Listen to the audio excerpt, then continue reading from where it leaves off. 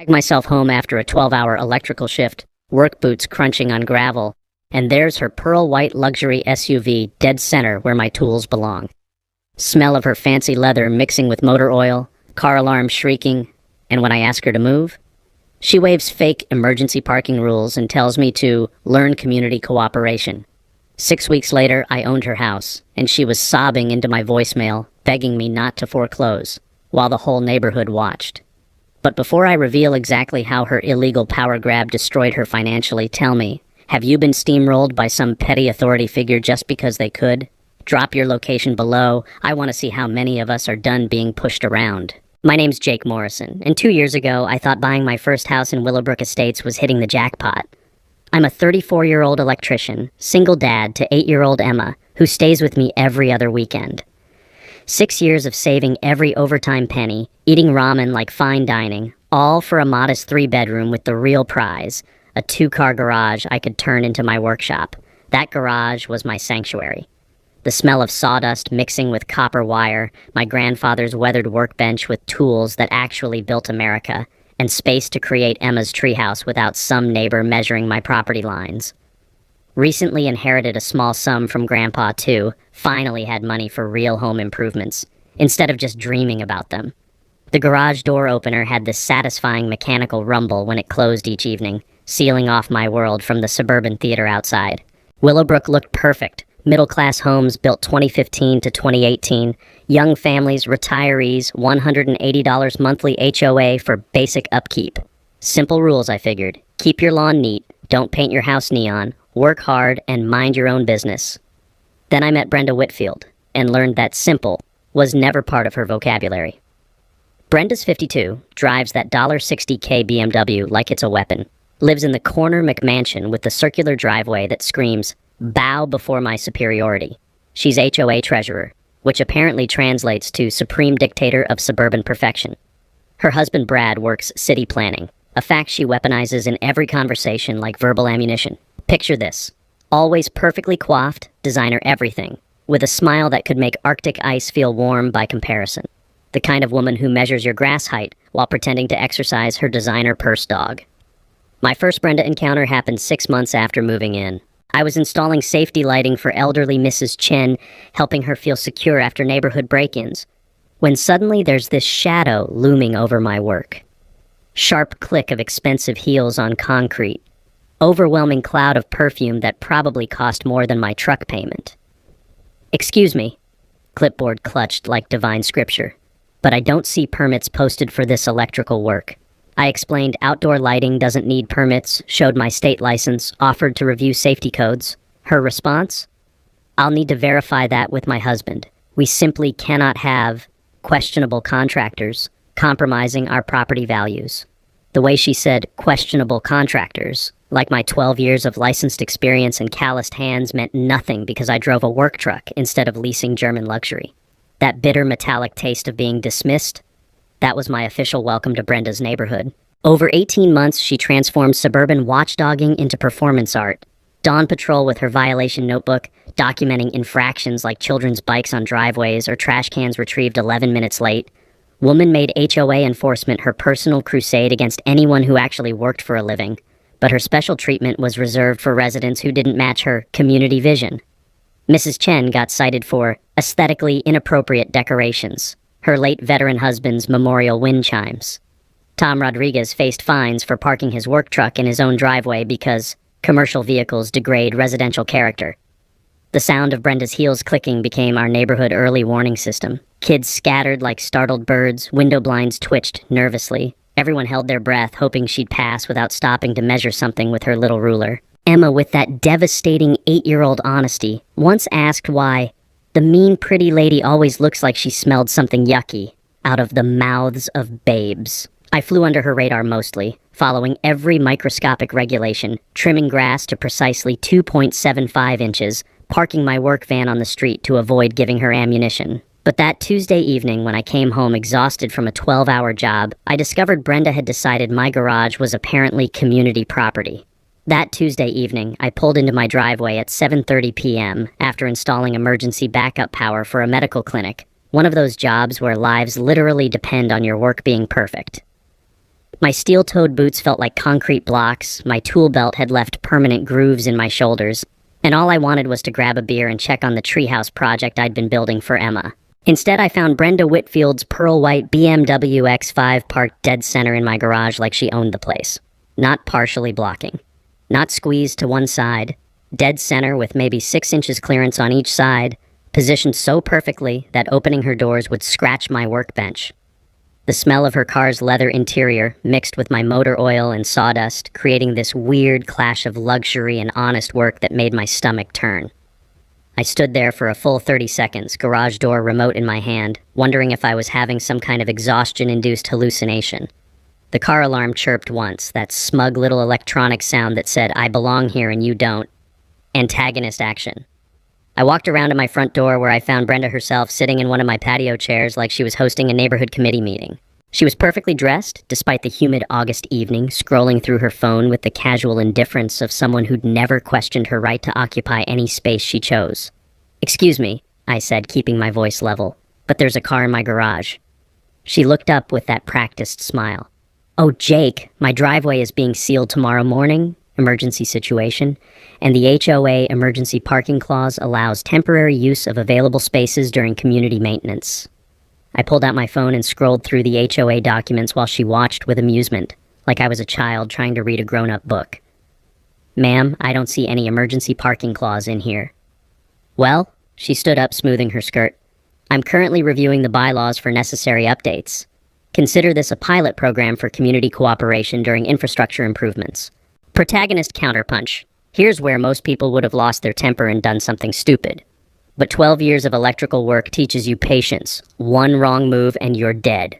So instead of exploding, I did something that clearly wasn't in Brenda's playbook. I pulled out my phone and started recording. "So to be clear," I said calmly, "you're admitting that this emergency parking clause doesn't actually exist yet, and you're using my private garage as a test case without my permission?" Her face went from smug to panicked in about 2 seconds. "You can't record me without consent." "Actually, I can. We're on my property, and this is a one-party consent state." Knowledge nugget. In most states, you can legally record conversations on your own property without the other party's permission. Essential for documenting harassment. Takeaway. Always check your state's recording laws before dealing with aggressive neighbors. She tried to grab my phone, but I stepped back. "Brad will hear about this?" "Good. I'd love to hear the city planning department's official position on fake HOA clauses." Mini twist. Her escalation. But Brenda wasn't done. The next morning, I found an official HOA violation notice taped to my front door. Failure to maintain community standards. Garage left open overnight, creating visual blight. Fine, $75, escalating to $200 if not resolved within 48 hours. There was a handwritten note attached. "Maybe next time you'll be more cooperative." B, I called my buddy Derek, college roommate turned real estate attorney, while staring at the notice. "Jake," Derek laughed after I read it to him, "she just handed you a gift. She's literally fining you for the violation she caused. That's evidence of harassment and abuse of HOA authority. So what's my next move?" Research time. HOA formation documents are public record at the county office. Find out what authority they actually have versus what they claim to have. During my lunch break, I drove to the county courthouse, the taste of institutional coffee mixed with the musty smell of old filing cabinets as I dug through incorporation papers. What I found made me smile for the first time since this started. Her second move. Meanwhile, Brenda was busy. I came home to find she'd emailed the entire neighborhood. Urgent community notice, resident violation creating security concerns due to unsecured garage overnight. Board reviewing enhanced enforcement procedures. Emma called that evening, excited about her upcoming weekend visit. "Daddy, is my treehouse gonna be ready?" "We might have to work around some obstacles, sweetheart." "Is the mean lady being mean again?" "Yeah, baby. But Daddy's learning how to be mean back, the right way." What Emma didn't know was that my county research had revealed something Brenda definitely didn't want the neighborhood finding out about. Friday morning hit me with a new level of audacity. One that even I hadn't expected from Brenda. Not only was her BMW still sitting in my garage like some luxury parasite, but she'd brought a friend. A sleek black Mercedes sedan, now sitting beside it, taking up every inch of space where my tools used to be. I found my electrical supply cabinet. the one with $3,000 worth of equipment pushed against the back wall with a brand new padlock, where my lock used to be. My tools were scattered across my workbench like someone had been rummaging through a junk drawer, and there was a sticky note on my grandfather's old vise, quote, "Temporary relocation for client staging, community cooperation appreciated, -BW, end quote." The metallic taste of pure rage filled my mouth, mixed with the sharp smell of expensive car leather and whatever fancy perfume she'd sprayed around my workspace, like she was marking her territory. Instead of doing what every fiber of my being wanted to do, which involved those bolt cutters hanging on my garage wall, I did something that would hurt Brenda more than any tool could. I called the non-emergency police line. "Hi, I'd like to report a trespassing situation and possible theft of personal property." Officer Martinez arrived 20 minutes later, a solid guy who looked like he'd dealt with plenty of suburban drama. After documenting everything with photos, he said something that made my day. "Sir, this looks like harassment to me. Mind if I have a word with the vehicle owner?" Watching Brenda try to explain to a cop why she had the right to lock up someone else's tools in their own garage was like watching a masterclass in how not to talk to police. Her voice got higher with each excuse. Her hands fluttered like confused birds, and Officer Martinez's expression grew more skeptical by the minute. The sound of his pen clicking as he took notes was like a countdown timer to Brenda's credibility evaporating. "Ma'am," he finally said, "property deed trumps HOA agreement every time. You might want to remove your vehicles before this becomes a criminal matter." That afternoon, I drove to the county surveyor's office with a mission. I remembered Derek mentioning once during our college days that property deeds always trump HOA plat maps in legal disputes. The deed describes exactly what you own, while HOA maps are often based on preliminary surveys that don't reflect final construction. Your deed is the ultimate legal authority over your property, not what any HOA claims on their maps. The clerk, a helpful woman named Janet, who'd clearly seen her share of property disputes, pulled up my lot survey with the enthusiasm of someone about to deliver Christmas morning news. "Oh, honey," she said, pointing at the screen, "you own 18 inches more toward the street than your HOA thinks you do. See this line here?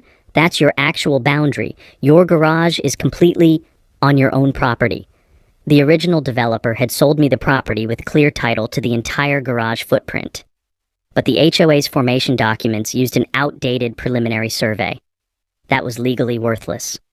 I walked out of that office feeling like I'd just found the cheat code to Brenda's game. By Saturday, Brenda had escalated to full neighborhood social media warfare. She called an, quote, "emergency," end quote, HOA board meeting for Monday night, with a notice that looked more like a court summons, quote, "urgent property boundary dispute requiring immediate resolution," end quote. She also launched a Facebook campaign that would make political operatives jealous. Her post about, quote, "some residents who prioritize vacation over community safety," end quote, got shared to 3 neighborhood groups. But her strategy backfired spectacularly. Mrs. Chen commented with a detailed account of Brenda's harassment campaign. Tom Rodriguez shared photos of his own bogus violation notices. Sarah Mitchell posted a screenshot of the actual HOA bylaws, proving most of Brenda's, quote, "rules," end quote, existed only in her imagination. My personal favorite comment came from Janet Martinez, Officer Martinez's wife, as it turned out. Quote, "funny how some people think badges give them the right to other people's property," with a rolling eyes emoji, end quote. Sunday morning brought Brenda's most desperate move yet. I woke up to find a city towing notice stuck to my work van. Apparently it violated, quote, "commercial vehicle restrictions," end quote, and would be towed Thursday morning. The beautiful irony? My van was parked legally on a public street, where I'd specifically put it to avoid any HOA issues. But Brenda's husband Brad had pulled strings at city planning to manufacture a violation that didn't exist. Emma called that evening, practically bouncing through the phone with excitement. "Daddy, can we work on my treehouse this weekend?" "Absolutely, sweetheart. And I think we might build it even bigger than we originally planned." "How come?" "Because Daddy learned something very interesting about our backyard. Turns out we own more of it than some people think we do." What I didn't tell Emma was that her innocent treehouse project was about to become the perfect demonstration of exactly where my property lines really were, and who actually had the legal right to be there. Monday evening arrived with all the drama of a neighborhood soap opera. I walked into the Willowbrook Elementary cafeteria for the quote, emergency end quote HOA meeting to find only 3 people sitting at a folding table that looked like it had been borrowed from a church basement sale. Brenda sat in the center wearing a navy blazer that screamed, quote, I'm in charge here, end quote. Flanking her were 2 bored allies I'd never actually seen before. Harold something or other, a retiree who nodded at everything Brenda said like a dashboard bobblehead. And Patricia whoever, a woman who looked like she'd been professionally trained to purse her lips in disapproval. The cafeteria still smelled like today's lunch special, that unmistakable aroma of institutional mac and cheese mixed with industrial floor cleaner. It was about to smell a lot worse for Brenda. Where's everyone else? I asked, pulling out my phone to start recording. The other board members couldn't make it tonight, Brenda said with that practiced smile. But we have a quorum, so we can proceed with essential business. I sat down in one of those tiny plastic chairs designed for second graders, my knees practically touching my chin. The sound of the chair creaking under my weight echoed through the empty cafeteria like a warning shot. First order of business, she announced. Motion to clarify parking enforcement procedures in light of recent non-compliance issues. She slid a typed document across the table. 3 pages of legal-sounding nonsense that basically said the HOA could fine anyone for anything related to, quote, vehicular storage creating visual disruption to community standards, end quote. The motion included retroactive fines for, quote, unauthorized garage usage patterns, end quote, dating back 60 days for $800. You're trying to fine me $800 for how I use my own garage? I asked. Community standards affect all property values, Harold bobbled enthusiastically. That's when I remembered something Derek had drilled into me during our college study sessions. Most HOA boards never file proper insurance for the powers they claim to have. Without insurance, individual board members become personally liable for any damages their decisions cause. Your insurance policy is your legal shield, but only if it actually covers what you're doing. I'd like to see the HOA incorporation documents, I said, and your insurance policy covering these enforcement powers. The silence that followed was so thick you could have carved it like Thanksgiving turkey. Patricia's lips pursed tighter. Brenda's smile faltered, and Harold stopped bobbling entirely. The fluorescent lights above us hummed like angry hornets trapped in a jar.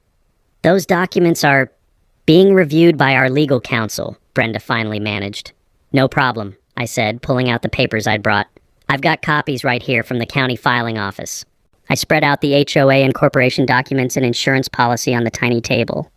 Brenda's face went from confident pink to worried pale in about 3 seconds. According to your insurance policy, I continued, the HOA specifically excludes coverage for board members' personal business activities, like using community resources for real estate staging. Furthermore, I said, opening another folder, I've documented $23,000 in financial discrepancies over the past 18 months. The pattern was beautiful in its criminal simplicity. Storm cleanup billed to the HOA but performed by city crews for free. Landscape consultations charged to community funds but done through Brenda's private company. Emergency tree removal that cost us $8,400. For trees the city had removed at no charge.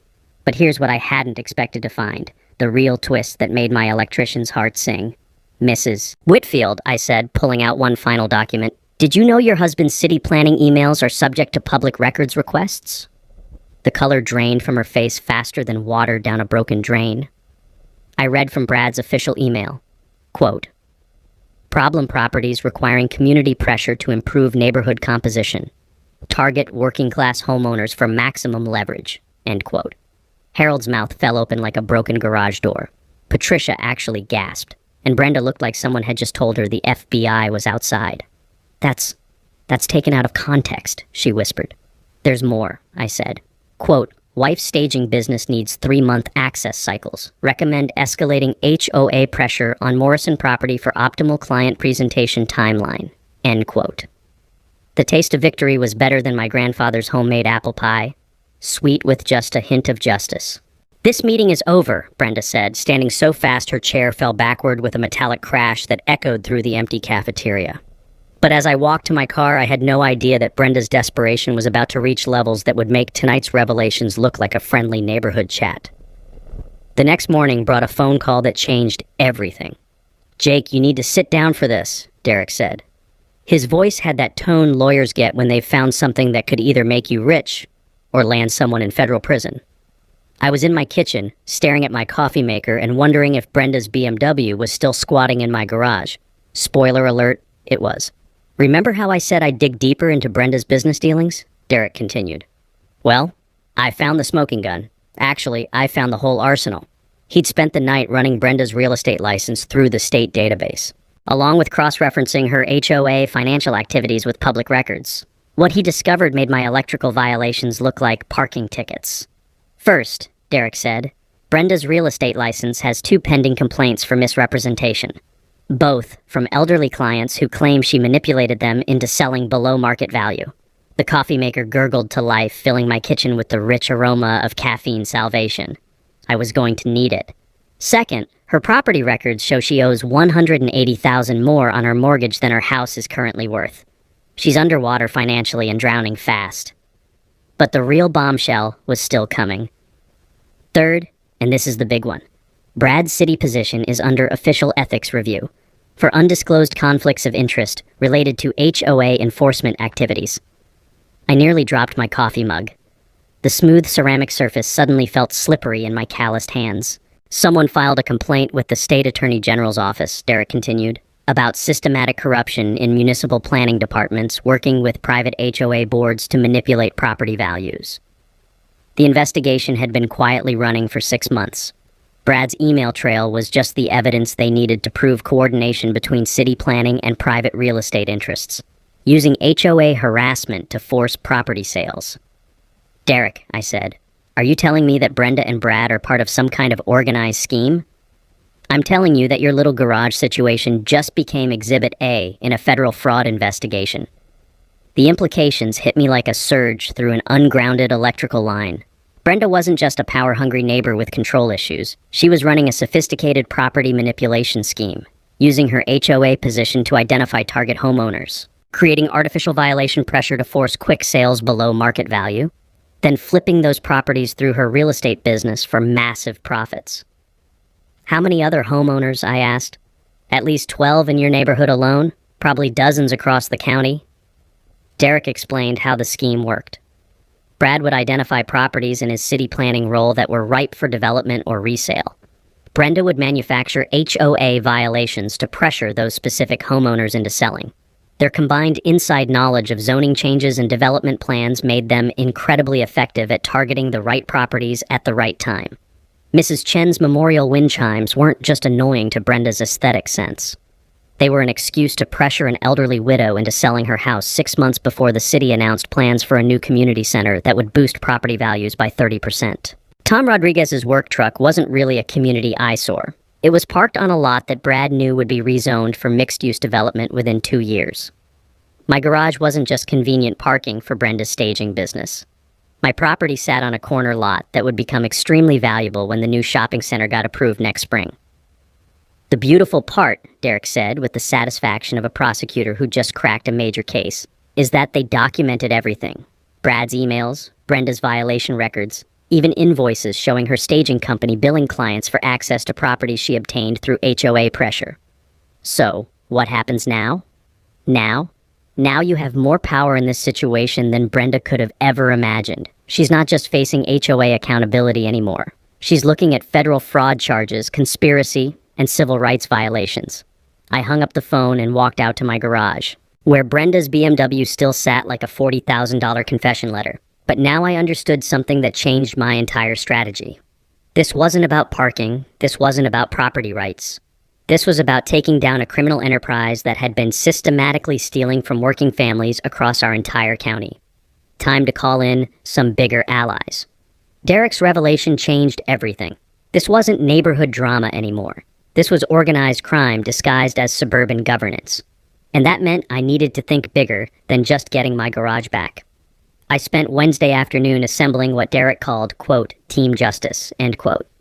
Though honestly, it felt more like recruiting for the world's most suburban version of Ocean's 11. First up was Mrs. Chen. I found her in her garden, tending to the memorial flowers she'd planted around her late husband's wind chimes, the ones Brenda had tried to ban as, quote, aesthetically inappropriate, end quote. Mrs. Chen, I said, how would you feel about helping me expose exactly what Brenda's been doing to this neighborhood? Her weathered hands paused over a rose bush that had been blooming for 40 years. Jake, I've been keeping records since the day that woman showed up at my door with her clipboard. I was hoping someone would eventually ask. She disappeared into her house and returned with a shoebox full of documentation that would make an FBI forensic accountant weep with joy. Every violation notice, every threatening phone call, every time Brenda had photographed her property without permission, all dated, time-stamped, and cross-referenced with neighborhood events. Military training, she explained with a smile that could have powered the neighborhood. My late husband taught me that documentation beats confrontation every time. Next was Tom Rodriguez. I found him in his driveway, working on the engine of that work truck Brenda had tried to get towed. The smell of motor oil and determination filled the evening air. Tom, I need someone with your kind of practical expertise. He looked up from under the hood, wiping his hands on a rag that had seen more honest work than Brenda's BMW. You mean someone who knows how to install security equipment without leaving fingerprints? I mean someone who understands how to document things properly. Tom's grin could have lit up the whole street. Brother, I've been waiting for this conversation since the day she tried to fine me for parking my own truck in my own driveway. Over the next hour, Tom explained his background in military intelligence, how he'd been quietly mapping Brenda's patrol patterns, recording her violation schedule, even documenting which houses she photographed and when. Turns out having a combat veteran with surveillance training living 2 streets over was like having a neighborhood guardian angel with a security clearance. Sarah Mitchell joined our impromptu war council when she showed up with her laptop, and the kind of organizational skills that come from managing 30 third graders every day. I've been running the neighborhood Facebook group like an intelligence operation, she said, pulling up spreadsheets that would impress a data analyst. Every complaint about Brenda, every suspicious HOA activity, every time someone got a bogus violation notice, all cross-referenced and categorized. Derek arrived Thursday evening with a legal strategy that was beautiful in its simplicity. We were going to let Brenda continue digging her own hole, while building an airtight case that would protect every homeowner in the county from similar schemes. First, Derek explained, spreading documents across my kitchen table, we file a formal complaint with the State Real Estate Board about Brenda's license violations, using Mrs. Chen's documentation. The complaint would trigger an automatic investigation into Brenda's business practices, including her use of HOA authority to manipulate property sales. Real estate boards take this kind of thing very seriously because it makes their entire industry look corrupt. Second, he continued, we submit Brad's email evidence to the State Attorney General's office.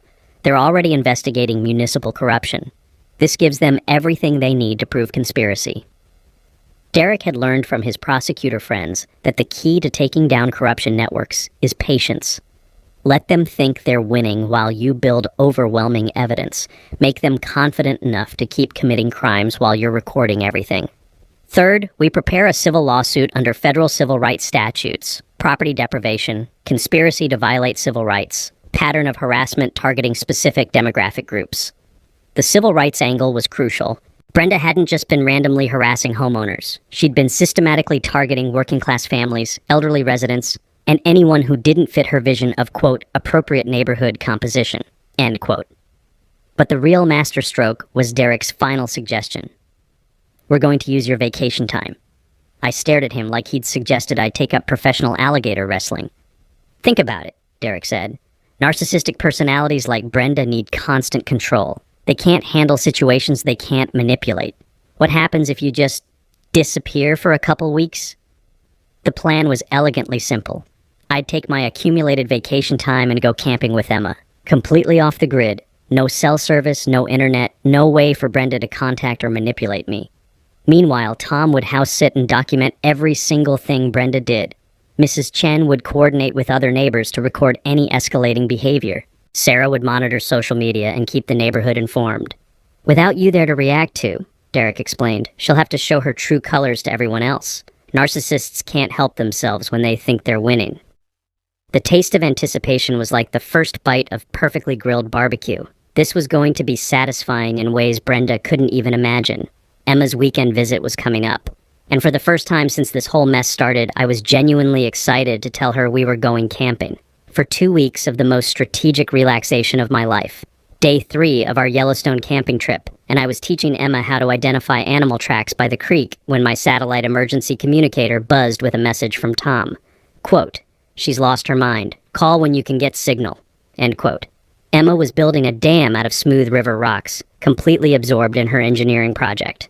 The smell of pine needles and mountain air should have been relaxing. Instead, I found myself hiking to higher ground to get cell coverage, wondering what fresh hell Brenda had unleashed on the neighborhood.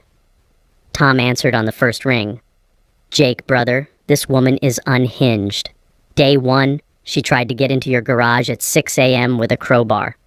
I sat down on a boulder that had probably been there since the last ice age, watching eagles circle overhead while Tom described Brenda's escalating desperation. Day two, she called a locksmith, claimed it was an HOA emergency inspection for electrical hazards. Locksmith took one look at her story and left.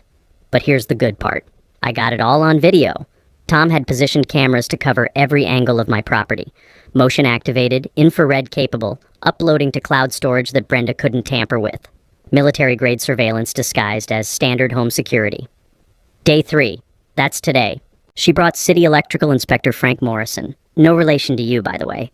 Told him you had dangerous wiring that needed immediate inspection. The beautiful thing about working in the electrical trade for 12 years is that you know every inspector in the county. Frank Morrison was a straight shooter who didn't appreciate being lied to about emergency situations. Frank took one look at her story and asked for the complaint filing number, Tom continued. When she couldn't provide one, he asked who reported the electrical hazard. When she said she did, he asked for her electrical license number. I could picture Brenda's face when she realized she'd just claimed expertise she didn't have to a man who'd been inspecting electrical work since before she got her real estate license. Frank told her that filing false electrical emergency reports was a misdemeanor. Then he left, but not before he gave me his card and said to call if she tried anything else. The mountain air was crisp and clean, carrying the sound of Emma's laughter as she tested her rock dam against the creek current. Meanwhile, 200 miles away, Brenda was apparently having a complete meltdown. But Jake, that's not even the worst part. Tom's voice dropped to that tone military guys use when they're about to describe something truly spectacular. Last night, around midnight, she tried to jimmy your garage lock with what looked like a butter knife. I confronted her, and she claimed she heard, quote, strange noises and was investigating community safety concerns, end quote. Please tell me you recorded that. Brother, I got her on camera attempting breaking and entering while explaining to a Marine veteran how community safety works. It's like watching someone fail a sobriety test while insisting they're the designated driver. Tom had filed a police report for attempted burglary. Officer Martinez took one look at the security footage and recommended that Brenda speak with a lawyer immediately. But her response to getting caught red-handed was even more revealing. She posted on the neighborhood Facebook group at 2 a.m., Tom said. Quote, "Some residents think vacation planning is more important than community safety. Dangerous electrical situations require immediate attention regardless of individual convenience." End quote. Sarah Mitchell had screenshot everything before Brenda could delete it. The 2 a.m. timestamp made it clear that she'd posted immediately after getting caught trying to break into my garage. The neighbors are turning against her, Tom continued. Mrs. Patterson from Oak Street commented that maybe people who break into garages at midnight aren't the best judges of community safety. Got 47 likes in 6 hours. Derek had called that morning with updates from the legal front. The State Real Estate Board had fast-tracked their investigation after receiving Mrs. Chen's documentation. Brad's city position was now under active review by the Ethics Committee, and the Attorney General's office was very interested in Brad's email trail. One more thing, Tom said. She tried to bribe me yesterday. That got my full attention. Eagles could circle all they wanted. This was better than nature documentary. $500 cash, just to let her into your garage for, quote, 1 hour to retrieve important staging materials, end quote. I told her those staging materials looked suspiciously like your electrical tools. Tom had recorded the entire conversation on his phone, including Brenda's exact words about making my city permit applications, quote, much easier if we cooperate, end quote. Emma called from the creek, excited about a fish she'd spotted in her rock pool. Her voice echoed off the mountain walls like a reminder of what really mattered. Clean air, clear water, and time with people you love. While 200 miles away, a corrupt HOA treasurer was systematically destroying her own life, trying to steal a garage that was never hers to begin with. Tom, I said, keep recording everything. I have a feeling she's just getting started. Day 9 of our camping trip, and Emma had just caught her first fish when my satellite communicator buzzed again. This time it was Sarah's number with an urgent message. Quote, "Emergency. Brenda hired someone to break in. Police involved. Call ASAP." End quote. I helped Emma release her rainbow trout back into the crystal clear mountain stream, watching it dart away toward deeper water. The irony wasn't lost on me that we were practicing catch and release while Brenda was apparently escalating to actual crime. Sarah answered before the first ring finished. "Jake, she's completely lost it. Yesterday she approached Tom with a briefcase full of cash. Today she hired what can only be described as the world's worst burglar." The mountain silence was broken only by the sound of wind through pine trees and my blood pressure climbing toward dangerous levels. Around 2 p.m. today, Tom spotted some guy with bolt cutters trying to cut your garage lock. When Tom confronted him, the guy claimed to be a, quote, "licensed contractor working for the HOA," end quote. No permit, no ID, no legitimate paperwork. I could hear the satisfaction in Sarah's voice as she described what happened next. Tom asked to see his contractor's license. Guy couldn't produce one. Tom asked for the HOA work order. Guy pulled out a handwritten note on Brenda's personal letterhead. Tom called the police. Officer Martinez arrived to find a man with no identification attempting to break into private property with tools that belonged in a prison escape movie. When pressed about who hired him, the guy immediately gave up Brenda's name and phone number. "Gets better," Sarah continued. Under questioning, he admitted Brenda paid him $200 cash to, quote, "retrieve staging materials from a garage that needed to be accessed for community safety," end quote. The criminal conspiracy charges were adding up faster than Emma's collection of interesting rocks. Attempted burglary, conspiracy to commit breaking and entering, filing false reports, and now soliciting criminal activity. But Jake, the nuclear bomb dropped this morning. Sarah's voice had that tone teachers get when they're about to describe the most spectacular classroom disaster of their career. The state attorney general's office executed a search warrant on Brenda's house and real estate office at 6 a.m. with news cameras rolling. I sat down on a fallen log watching Emma skip stones across the lake while trying to process the fact that my neighborhood HOA drama had apparently escalated to federal law enforcement. Channel 7 was there for the whole thing, Sarah said. Brenda in her bathrobe screaming about property rights while they carried out boxes of financial records. Brad getting arrested in his city planning office while his coworkers watched through conference room windows. The investigation had moved faster than anyone expected. Derek's evidence package, combined with Mrs. Chen's meticulous documentation and Tom's security footage, had given prosecutors everything they needed for search warrants. They found everything, Jake. Computer files showing the property manipulation scheme, bank records proving she'd been moving HOA funds through her personal accounts, even a spreadsheet listing target homeowners with notes about, quote, "pressure points for maximum compliance," end quote.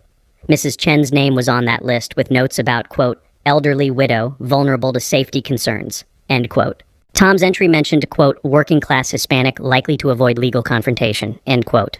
My file was the most detailed. Quote, "single father, electrician, corner lot, high development potential, financial pressure through daughter's needs," end quote. The casual racism and classism documented in Brenda's own handwriting was going to make the civil rights case slam dunk simple. "There's more," Sarah said. They arrested 4 other HOA board members across the county. This wasn't just Willowbrook. This was organized crime using suburban homeowner associations as cover. The scope was staggering. Dozens of neighborhoods, hundreds of manipulated property sales, millions of dollars in fraudulent transactions spanning 5 years. "Derek called this morning," Sarah continued. "The Attorney General's office wants to interview you when you get back, as a witness, not a suspect. You're officially the victim who exposed a federal conspiracy." Emma ran up with a perfect skipping stone, smooth and flat like a tiny pancake. "Daddy, look what I found. Want to see how far it goes?" "Absolutely, sweetheart." While she demonstrated her improved stone skipping technique, Sarah delivered the final update. "Oh, and Jake?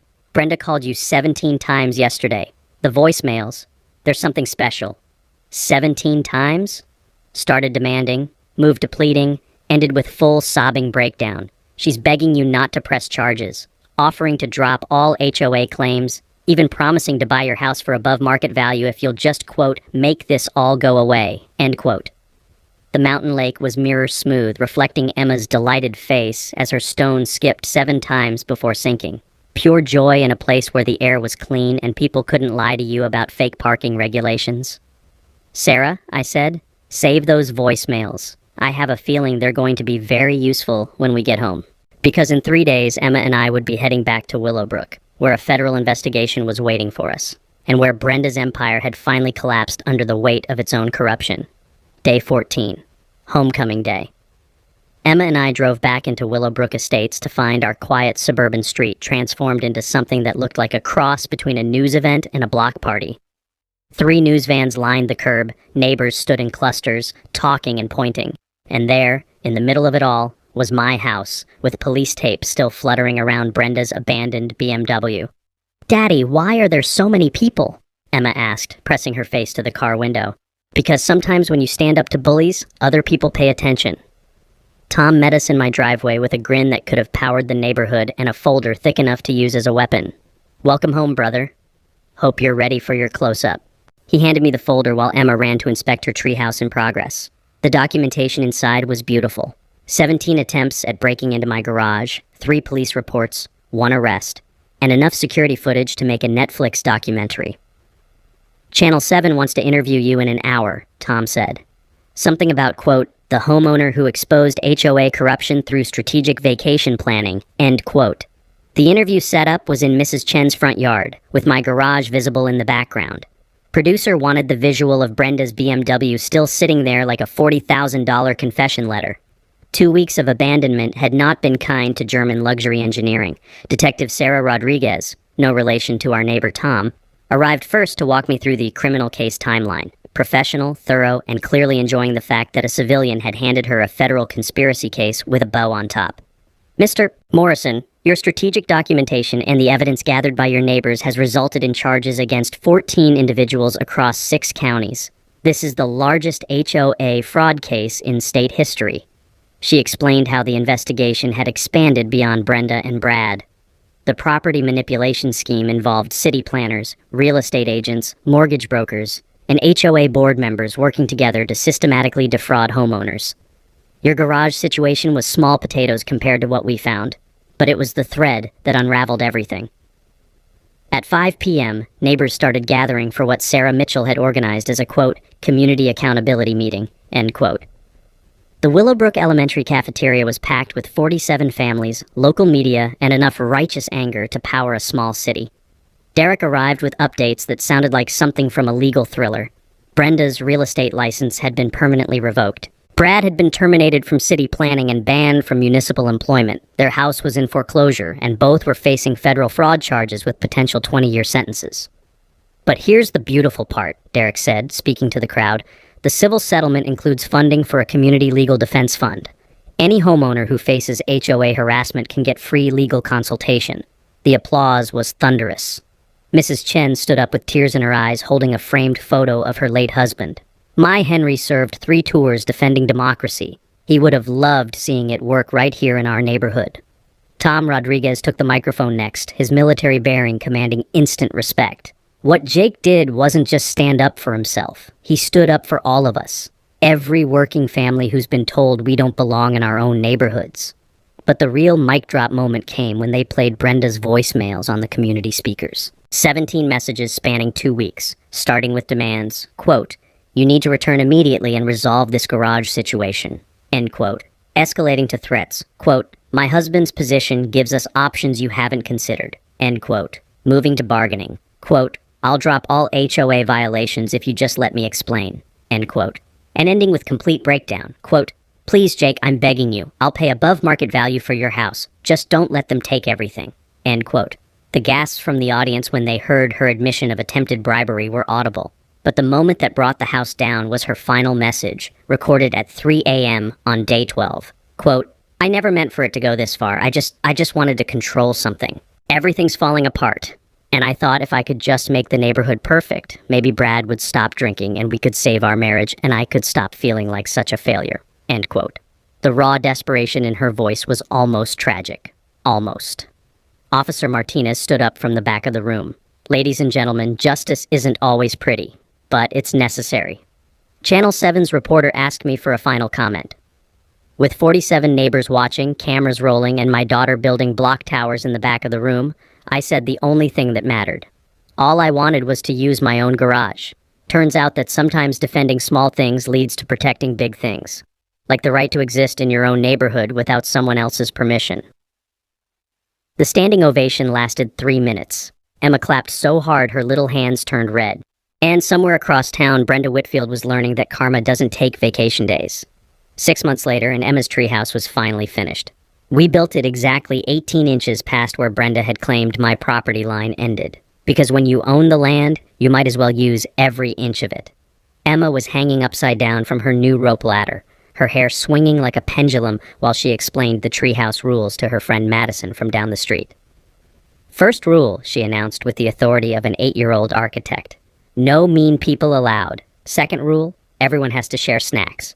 Third rule, if you're mean to someone's daddy, you can't come up here ever. Smart kid. She'd learned more about property rights and community justice from this whole experience than most adults understand. The civil lawsuit settlement had been finalized last week. $12,000 plus legal fees paid out of the insurance policy that covered HOA board misconduct. Derek had been right about individual liability. Board members who operate outside their authority become personally responsible for damages. But I didn't keep the money. Instead, I used it to establish the Willowbrook Property Rights Defense Fund. $12,000 in seed money, plus Derek volunteered